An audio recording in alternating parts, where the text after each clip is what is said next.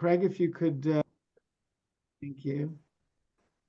Thank Craig in advance for being the guru behind the session.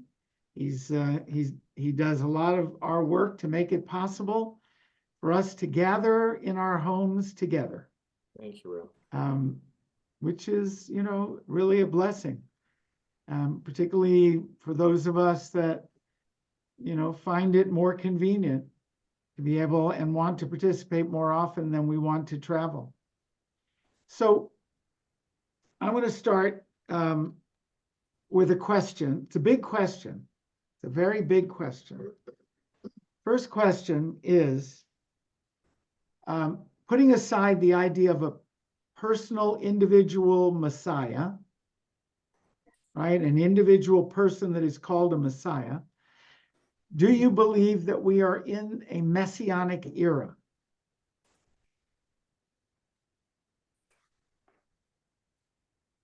That's a question. It's not rhetorical. Rabbi, can you elaborate on the question a little bit? Okay, so that would be the second question, Tereska. What would be the signs of a messianic era for you? What would announce it to you? What would be necessary?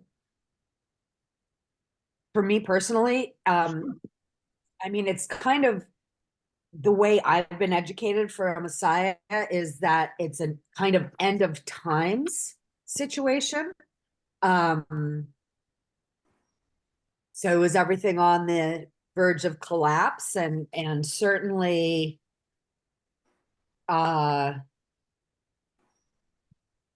one could argue that this time feels like that there's a lot of things, there's a lot of change. So there's a lot of things breaking up and coming together in some ways, and orders are changing and systems are crumbling and much of the earth is changing. So the structures that we've built and have had for a while are also crumbling. And I also think back to the times of the plagues and of great wars and things like that. And I don't know that this time is any more impactful than other times, but in my lifetime, this millennium, this century has been a bitch slap in many ways. Okay, thank you. Anyone Rabbi? else? Yeah. Yeah, Rabbi, I mean, I think we have seen miracles in the last in this last 100 years or so. I mean, the state of Israel alone created, and what it took to create it, and how it is, and what it is, that alone, I just think that's one of many, minor miracles that are. And if you believe that it's the Messiah, I don't know, but I do think that there is a being that's doing something. Okay, good. Anyone else?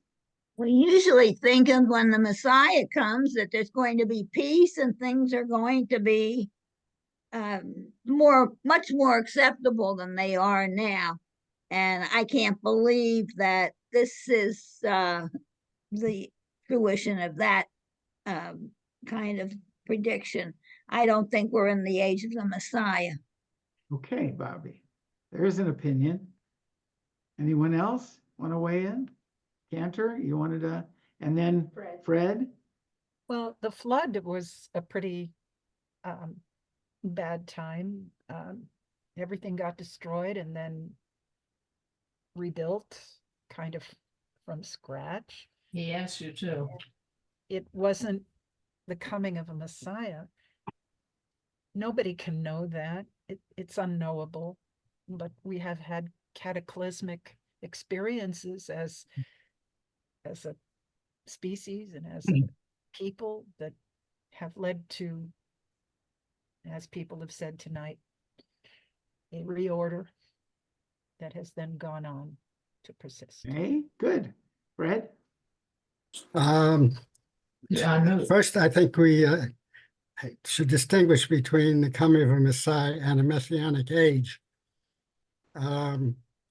there have been ebbs and flows toward the Messianic age, which I would say would be when the ethical principles of our Torah are universal. And in the moment, I think we're ebbing rather than flowing. All right. Anyone else want to weigh in? Hurwitz's or Craig or Joni? Anyone else? Okay. So, from a Jewish standpoint, from the rabbis who also believed they were in a cataclysmic age, they saw the temple destroyed.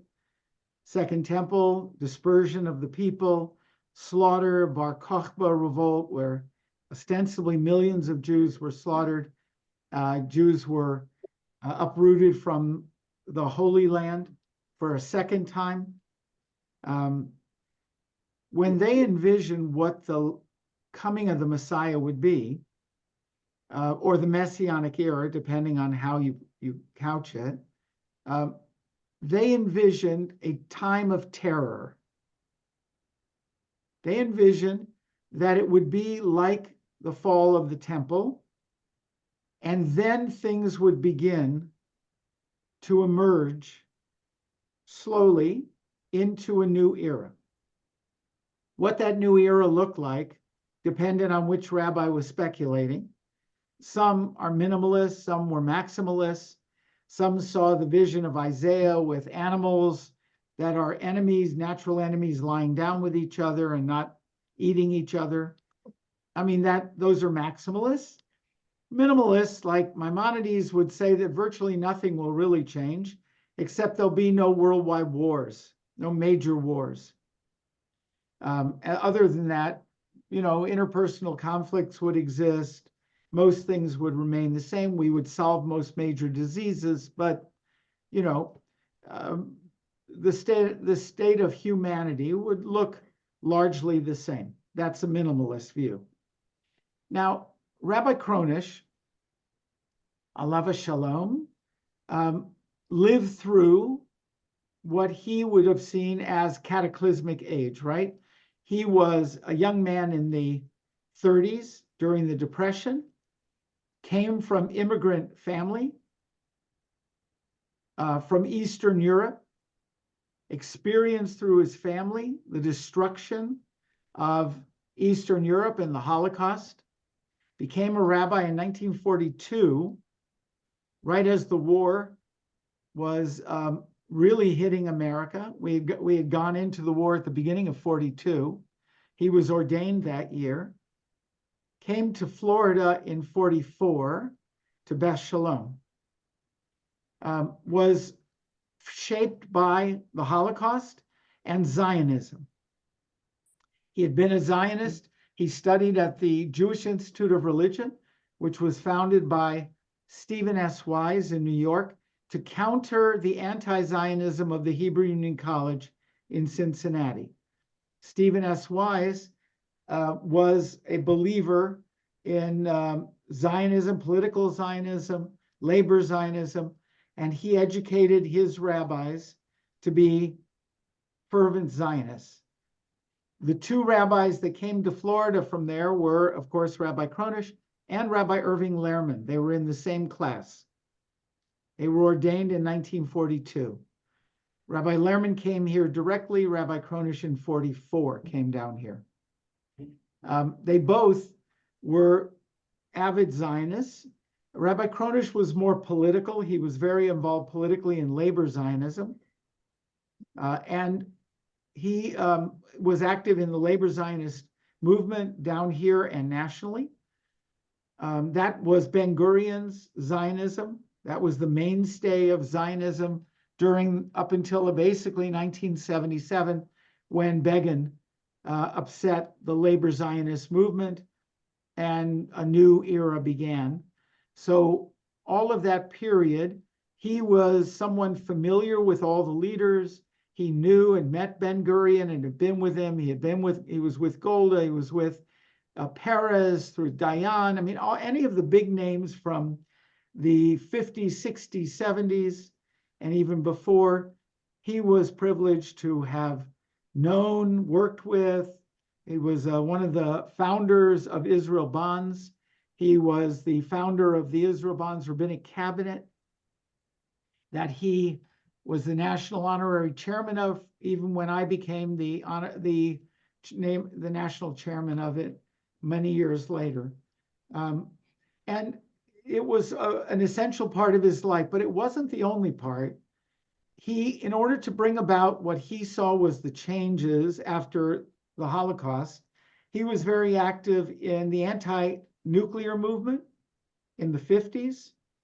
He was active in the separation of church-state movement in the 50s and 60s, interfaith activities.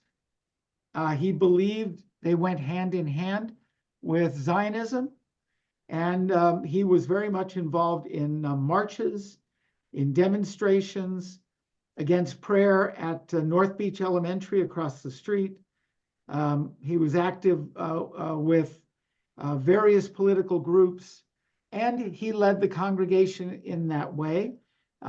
People like Phyllis Miller, Saul Lichter, many of the political characters from down here at that time, Kershaw, many others were a part of the congregation and were supportive of what he did, and he supported their work. 1967 changed him. Many of you know this. When May of '67, it looked like Israel would be wiped out. The Arab armies were rattling swords, and they closed the Straits of Tiran, which was seen as an act of war by Israel. And the United Nations pulled their peacekeeping force out of the Sinai at the request of Egypt with no resistance, leaving that corridor open and exposed. Rabbi Kronish, among others, turned to the interfaith partners that he had. This may sound familiar to those of us today. Turned to interfaith partners for support, to rally around the Jewish community in April and May. And they supported the Palestinians or the Arabs, believing that Israel was the fault and did not stand up. So after the Six-Day War, the miraculous war that many saw it that way, he kind of gave up interfaith work mostly. He did some, but no longer saw that as his main effort. No longer got as active politically in causes other than Jewish causes. Zionism, of course, but eventually Soviet Jewry and other kinds of causes that motivated the Jewish world. But his main one was Zionism and Israel. When I first came, I was told by a number of people, don't preach about Israel every week. That's what Rabbi Kronish did. We've had enough of Israel every week. Now, I think that was an exaggeration. From what I can tell, it wasn't every week, but it was very often. It was first and foremost on his mind. All through the 70s, after the Yom Kippur War, through the period with Egypt, the peace treaty, Camp David Accords, into the early 80s before he was felled by a massive stroke in '84. He was constantly traveling for Israel Bonds, constantly involved in labor Zionist movement. He believed that the salvation, he believed Herzl's image, vision, that Israel was the salvation of the Jewish people and one of the cornerstones in the coming era that would redeem the world from the Holocaust and would eventually help bring us to, if not a messianic era, then an era that is much stronger and more cohesive than the era that he lived through. So I want us to do two things. First, I'm going to give us a very, very brief summary of 19th century Jewry that led to Zionism to get us to the main controversy that split the Zionist movement. Then I'm going to take us back to the Talmud for a brief passage. Then we're going to look at the writings of the two giants of the split of the Zionist movement, Theodor Herzl and Ahad Ha'am. So 19th century,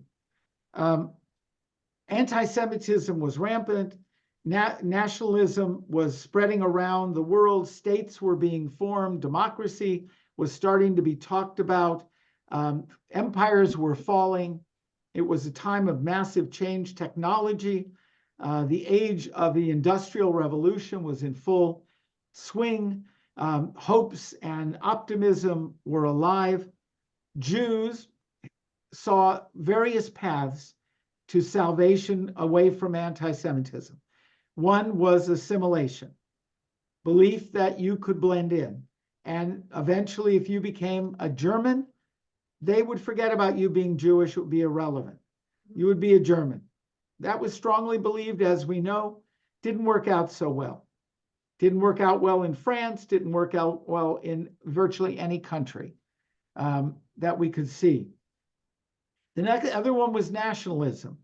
If you fought for your country, they would honor you as any citizen would. Again, Jews fought all during World War I, World War II, tried to fight for every country. It didn't seem to help, and that had been true in the 19th century as well. And of course, we had the Dreyfus affair. Dreyfus was an honored, decorated French soldier. It didn't matter, the end of the 19th century. Another option was communism.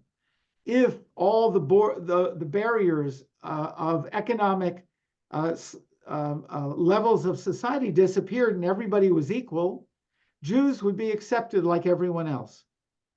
That was the theory. That's what people believed. That's what Jews believed. Some moderated that into socialism, but many of us were active in the communist movement, even into the 20th century, the middle of the 20th century, in the 30s in America, and supported Russia, communist Russia, the USSR. As you know, if you saw Oppenheimer, that was one of the underlying themes that continued even after the war, World War II. Also didn't work out so well for the Jewish people anywhere in the world. One was escapism, run away. That's Anatevka. You can't stay, go somewhere else. You can keep moving. That worked out really well for American Jews. I mean, I would say of all the escapes, you could argue it might have worked out well for South American Jews, more or less, Australian Jews, the further the better, basically, from Europe. But that was an alternative, and a lot of Jews took that, and our relatives, by and large, that's what they did, right? They ran. They ran to America or to safe haven, as they saw it.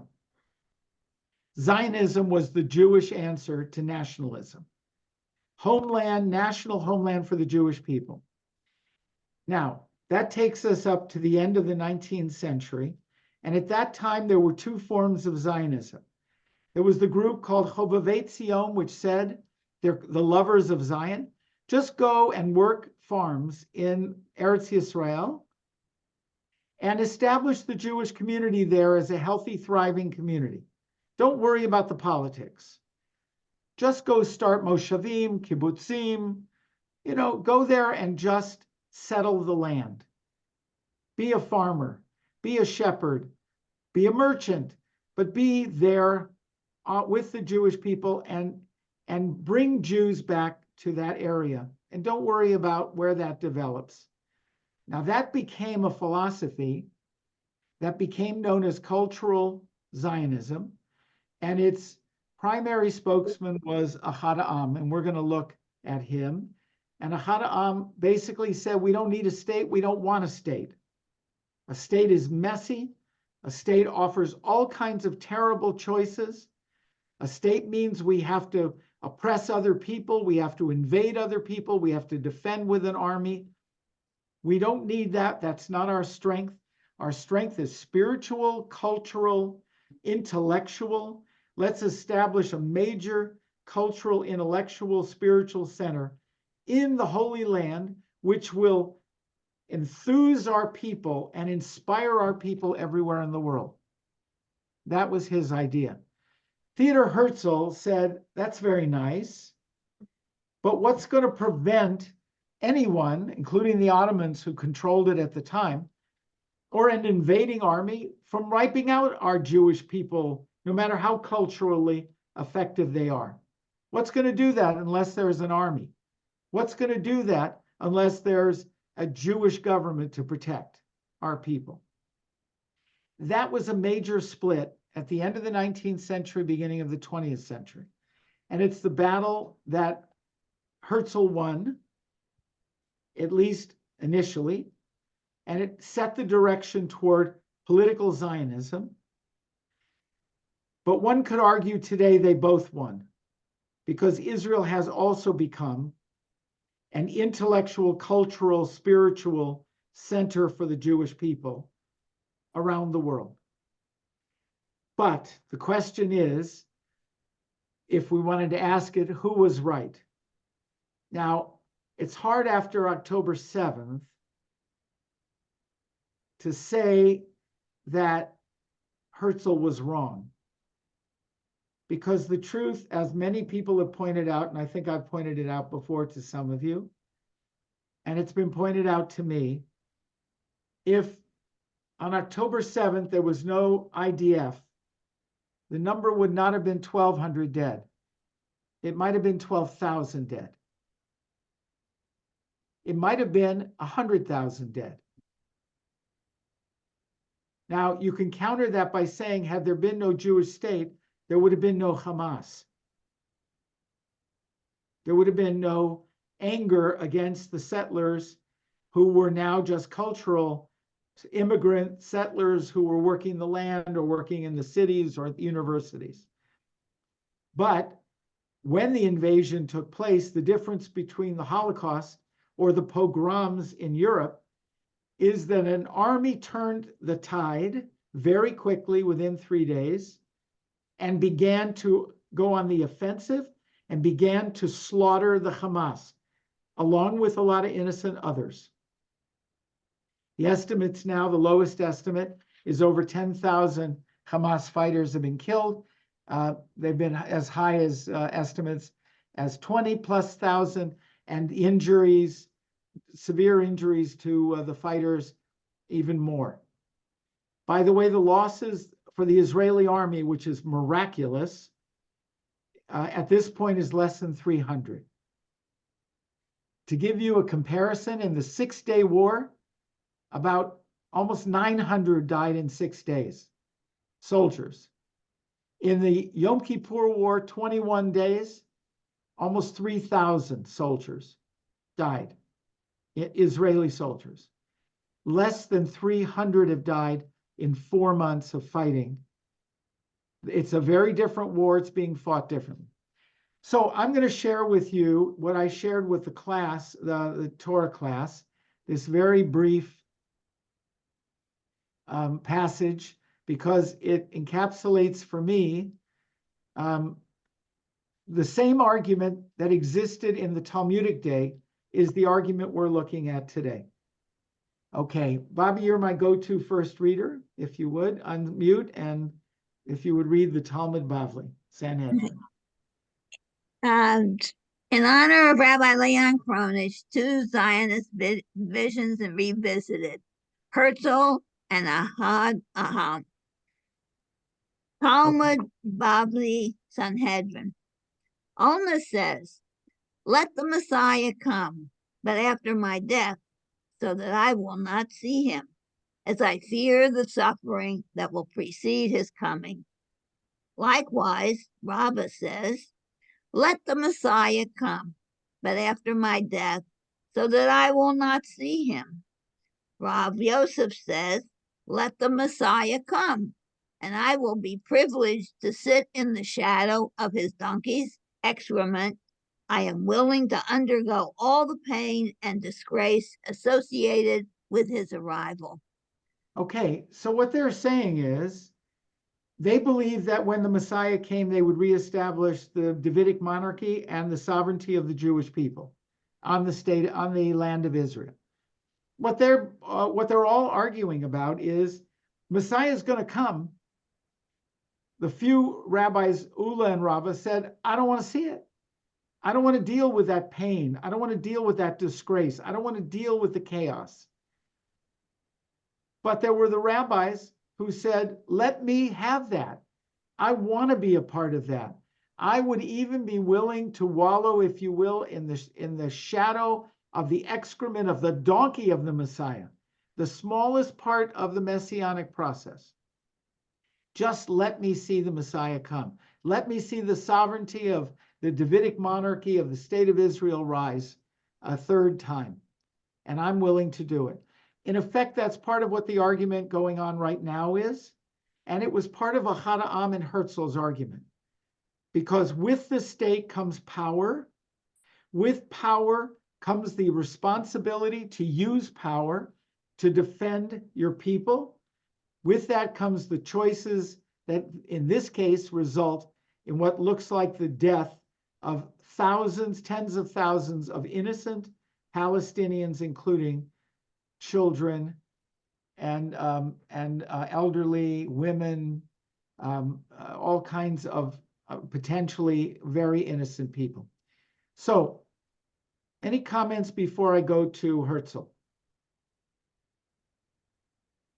That was the setup. Okay, let's look a little at Herzl and then Ahad Ha'am. So, Bobby, you want to continue and then we'll... Certainly, very happy to. Theodor Herzl. Beginning in late 1895, Herzl wrote Der Judenstaat, the State of the Jews, which was published February 1896, to immediate acclaim and controversy. The book argued that the Jewish people should leave Europe for Palestine, their historic homeland. The Jews possessed a nationality. All they were missing was a nation and a state of their own. Only through a Jewish state could they avoid anti-Semitism, express their culture freely, and practice their religion without hindrance. Herzl's ideas spread rapidly throughout the Jewish world and attracted international attention.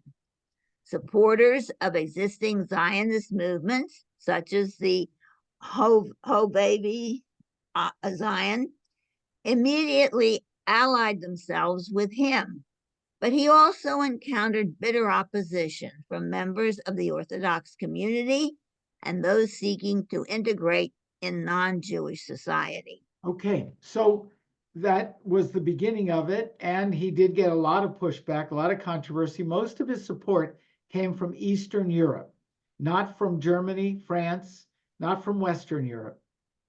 The Western Europe approach was the not wanting to integrate into non-Jewish society. And of course, then there's the Orthodox, both in Eastern Europe and in Western Europe, who oppose for many reasons, right? So here is what he said in Der Judenstaat, where he writes. So Bobby, you want someone else? We'll give Bobby a break. Someone else want to read?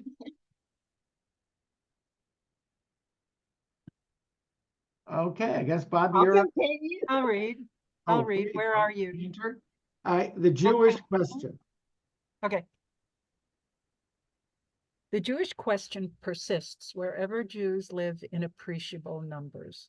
Wherever it does not exist, it is brought in together with Jewish immigrants. We are naturally drawn into those places where we are not persecuted, and our appearance there gives rise to persecution. This is the case and will inevitably be so everywhere, even in highly civilized countries. See, for instance, France, so long as the Jewish question is not solved on the political level. The book concludes, therefore, I believe that a wondrous generation of Jews will spring into existence. The Maccabeans will rise again. Let me repeat once more my opening words. The Jews who wish for a state will have it. We shall live at last as free people on our own soil and die peacefully in our own homes. The world will be freed by our liberty, enriched by our wealth, magnified by our greatness, and whatever we attempt there to accomplish for our own welfare will react powerfully and beneficially for the good of humanity. The plan would seem mad enough if a single individual were to undertake it, but if many Jews simultaneously agree on it, it is entirely reasonable, and its achievement presents no difficulties worth mentioning. The idea depends only on the number of its adherents.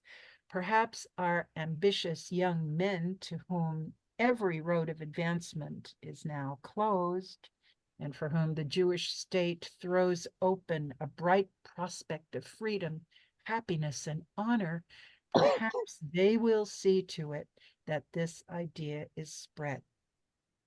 It depends on the Jews themselves whether this political document remains for the present political romance.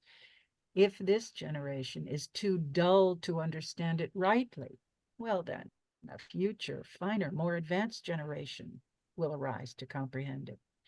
The Jews who will try it shall achieve their state, and they will deserve it. Okay. So what do you think about what he wrote? How does that affect? Remember, he wrote this the end of the 19th century. Oh, but Cantor, you're Yeah. Okay. I'm reminded of the 49-49 principle, where not everybody has the whole answer, but if you put all the divergent Jewish opinions, Jewish people together, all the diversity that is Jewishness, that perhaps with the gathering of the all, you can get to the transcendent 50 and create the messianic state.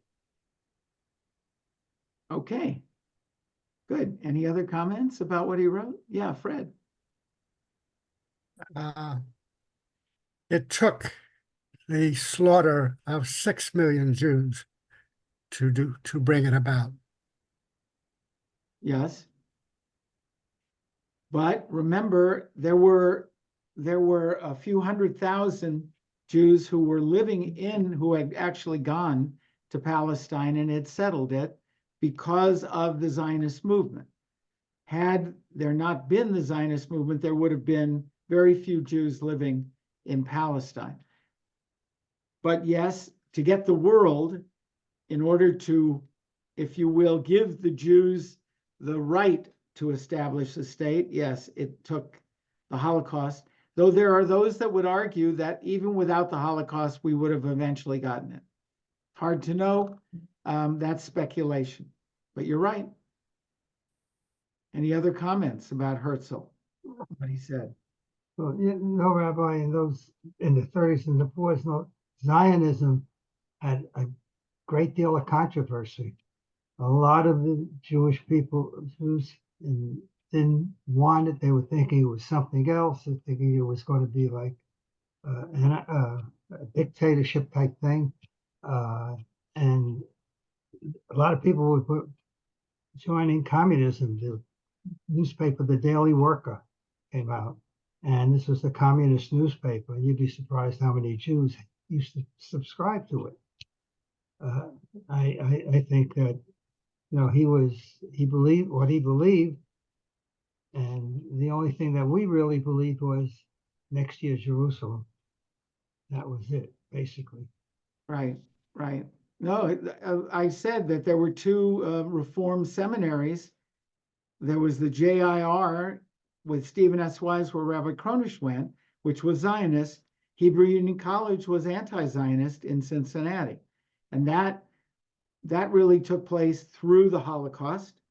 And then after the Holocaust, Stephen S. Wise was sick, and they Hebrew Union College absorbed the Jewish Institute of Religion, but they remained really two separate groups, with the JIR in New York being more Zionist. Took a lot longer for Cincinnati to come on board. It really took until after 67, and then even until the early 70s, when the Year in Israel program was mandated by the Hebrew Union College, and that began to bring the two schools closer together. The blending of the kind of the approach towards Zionism is fascinating, because right now at HUC-JIR and at JTS, the conservative seminary, there are discussions about, should we allow anti-Zionist students who want to study to be rabbis? Should we take them in as students? Now, I'm saying this is real right now, meaning there are anti-Zionists who are Jews who want to study to become rabbis and want to study at the Reform or Conservative seminary, right? So we're back, if you will, in the controversy.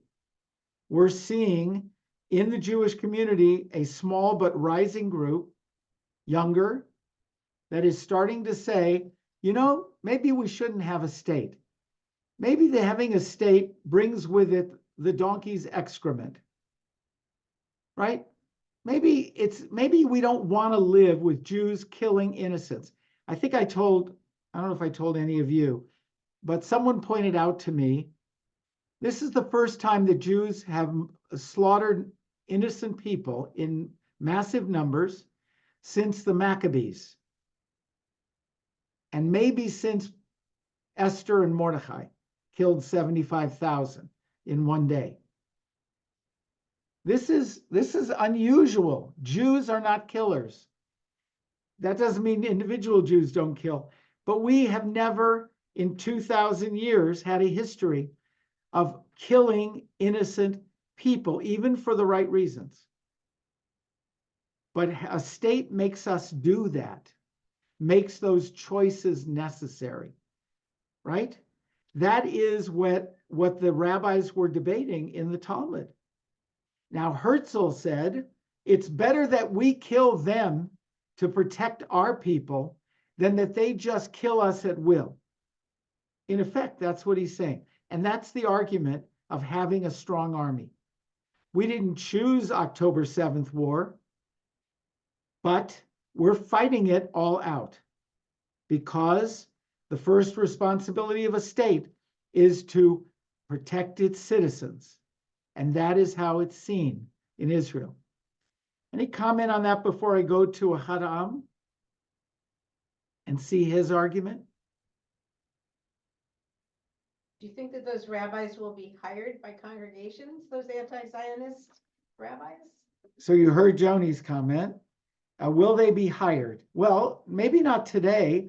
I mean, I have to say, when Beth Shalom just searched and brought in our latest rabbi, particularly, that was one of the questions that the committee was very concerned about, and that already with Rabbi Jacobs, her generation, and Rabbi Leubin's generation, already, if you ask Rabbi Leubin about her comrades who were in class with her, you'll find that there were many who were tepid and probably may not be anti-Zionist, but are doubting the issue of Zionism. And they're already rabbis. Now, are they being hired? Well, I don't know how forthright they are in what they believe at this stage. They're young rabbis. They're not leading congregations. But there will come a time, I think, in the next 10 years, when we'll start to see people who are less committed to the Jewish state, who will lead major Jewish congregations, Reform and Conservative, along with other liberal movements. Because it's there and it exists. And I'm trying to say that historically it existed in antiquity, and it existed in the founding of the Zionist movement. Okay? Want to see Hadam? So let's go down here. Here we are. Who would like to read this? We got another reader? I guess we're going to go back to Bobby. Thank you, Bobby and Cantor. You're our two stalwarts. Okay, where are we starting? His Zionism? You can start Hadam. Oh, okay. People. Okay. One of the people, the pen name of Hashiloah founders and the first editor, Asher Ginsburg, had emerged in the 1890s as a foremost Hebrew essayist and Zionist thinker. Born in the Ukraine in 1856 and a resident of Odessa since the mid-1880s, he was at once a highly private and public figure, a naturally aloof man whose intellectual distinction and sense of Jewish mission propelled him to a prominence that he both basked in and left uncomfortable with. Not by chance was the only formal group he ever belonged to. He was the main force behind its creation, a shadowy society called B'nai Moshe, or the Sons of Moses, which sought, like a secret lodge, to work behind the scenes for the cultural education of East European Jewry. Short-lived and ineffective, the group expressed his preference for being a discreet mover of events rather than an active participant in them. Just one of the people, whether chosen ironically or not, was clearly not what he thought he was. Okay, so he was not an organizer like Herzl. He was not, Herzl was a community organizer. He put it together. He put together the first Zionist Congress. He put together structures. Hadam was a thinker, and he was an elitist. So let's continue on a little more about him. His Zionism was elitist too. In an early essay written in 1889, "This is not the way," he argued against the idea of Palestine as a destination for the Jewish masses. The love of Zionist movement, he maintained, had erred by calling for speedy, large-scale settlement in the land of Israel, hoping to compete with America for the swelling wave of Jewish immigrants from Eastern Europe. It had made unrealistic promises of profitable homesteads in new agricultural colonies, lucrative businesses opportunities, thriving Jewish villages in which to raise one's family, and so on, that could lead only to disillusionment and re-emigration. Zionism, the essay maintained, would not succeed by appealing to the lowest common denominators of human motivation. Only by invoking an idealism dedicated to national revival rather than personal benefit could it attract settlers capable of withstanding the difficulties of Palestinian life. The numbers might be small. They would be a base that could be built on. Okay, so his was a much more intellectual approach and an elitist. He wasn't looking for masses. He was looking for quality, intellectual, cultural people to set up this center in the land of Israel, not promising them some kind of pie in the sky, which was the advertising that the Hovevei Zion and eventually political Zionism used in order to entice young people to come. And he was right. The people who came there, many of them were disillusioned. The young people who came to Eretz Yisrael at the end of the 19th century, they were disillusioned. Many of them died of various diseases. They were inexperienced. They didn't know how to plant crops and harvest them. They struggled, and many of them left. They left fairly quickly. Only a smaller group remained. It was not until the second, third, and fourth Aliyah that we started, and that was later, that was after Herzl had already died, that we started to see other groups come over. Okay, so let's continue with the Haran. And this was where Palestine could matter. Suppose, wrote Ha'ad Ha'am in an 1892 essay dedicated to the memory of the Russian Zionist Leon Pinsker, an association of high-minded Jews were to take responsibility for the reorganization of Palestine Jewry. Suppose it were to reform Jewish agriculture, weaning it from its dependence on philanthropy, viticulture itself a semi-philanthropic enterprise based on the export of inferior Palestinian wines to Jewish markets, and Arab labor while turning its villagers into hard-working tillers of the soil. Suppose it were to rebuild Jewish education, bringing the best pedagogues and Hebrew teachers to raise a new generation of knowledgeable, patriotic, fluently Hebrew-speaking youth.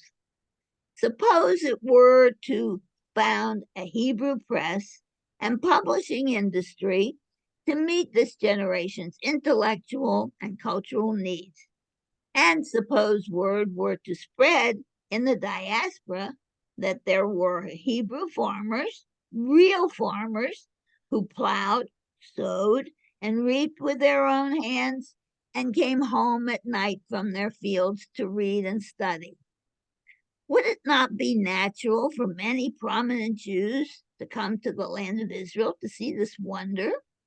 And surely, when they came and saw it and the association's other achievements, they would feel a deep love for their ancestral land and their brothers living in it, whose wholesome life has raised esteem for Jews throughout the world, so that many of them would soon become lovers of Zion themselves and visit the land of Israel and their families each time they went abroad on vacation.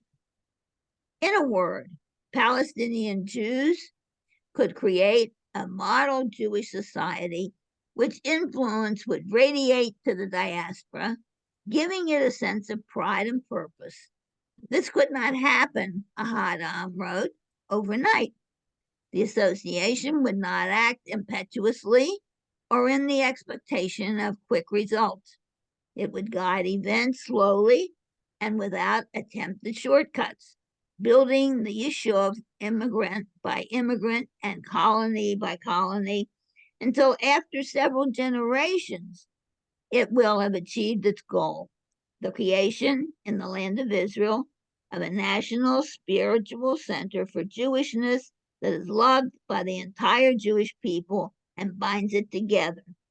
A center of knowledge, of Torah study, of the Hebrew language and its literature, and the purest of bodies and souls. A true miniature of the Jewish people as it should be. Okay, what do you think of Ahad Ha'am's approach? It's a nice dream. Beautiful vision, beautiful vision for the soul of the people. Seems like Herzl was fighting for the the body of the people. Perhaps that's why the state has been a mix of the two. One can't perhaps exist in the world without the other. Good. Yeah, it is a dream, Bobby, and Cantor, you know it. It is a beautiful vision, and one has to say that Israel is, in almost every way, the cultural center of the Jewish world. It is this, in many ways, the spiritual center, not entirely, but certainly the cultural center, the literary center. It is where Hebrew has flourished, where where are the great musicians that were Jewish came out of the immigration from Europe until Israel. And in the last generations, It's been the Israeli musicians who have come and dominated Western music. So, what we see is that there is this, what Hadam talked about as the genius of the Jewish people, and it is flowering in Israel. But we have the other piece, as you said, the body of the Jewish people, Cantor. There's the soul and the body, and they were arguing over it. And by the way, if you're ever in Tel Aviv, there is a corner of Ahad Ha'am Street and Herzl Avenue, and the signs are like this. And there's a nice picture, you can actually find it online, I didn't have it, of the two signposts right in the heart of Tel Aviv. They cross each other, they meet each other, and in many ways they did cross over. So the last paragraph that I included actually brings us to that point. This small paragraph here. Last chance for anyone else to read? Anyone want to give it a shot? Otherwise, Cantor, you're up. All right. Had Herzl not created political Zionism in 1897, it would not have been in place to carry on after his death in 1904. Had it not been in place, so this is sounding like Dayenu, had Yes, it not been in place at 1904, it could not have obtained the Balfour Declaration from the British in 1917. And without the Balfour Declaration, there would have been no flow of Jewish immigrants to Palestine in the 20s and the 30s. And with no Jewish immigration to Palestine at that time, Israel could not have been established in 1948. And had it not been established then Arab Palestine would have gained its independence and a Jewish state would no longer have been possible. If Zionism had acted on Ahad Ha'am's advice, such would have been the outcome. Who wrote that? I don't remember where I found it. I don't know who wrote it. Now, that's an opinion, obviously, opinion of a Zionist, but it's also a practical opinion. There would have been an Arab state. There could have been an Arab state right after the partition plan of the UN. And had the Arab state existed alongside the Jewish state in 1948, right?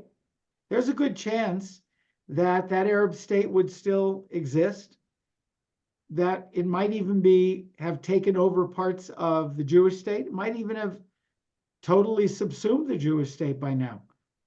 They certainly would have outpopulated easily. They have the resources to bring in Arabs from all over the world had they wanted to. There were far more of them and still are than there are of Jews. And that they could have easily, had they declared a state, over time have built up an army and then made war like in 67. They could have joined Egypt and Syria and overrun and driven the Jews of the Jewish state into the sea. Ben Gurion, I think I've told this before, I don't know if you remember, but right before the vote for partition in 1947,